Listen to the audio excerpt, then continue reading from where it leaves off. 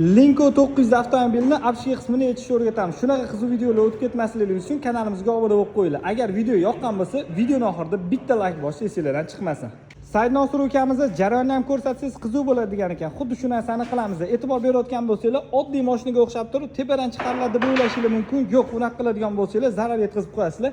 E'tibor berishimiz kerak bo'lgan jihatimizni mana shu tepa chastimizni chiqargan, xuddi Toyota'larga o'xshab turib, bemalol chiqaraverasizlar. Pastida bitta zo'yishga, ikkinchi zo'yishkasi bor. Endi bo'ldimi? Yo'q, yana bitta bor. Общий 3 ta yechishlik kerak. Uning uchun bizga unaqa klipsyor kerak bo'ladi.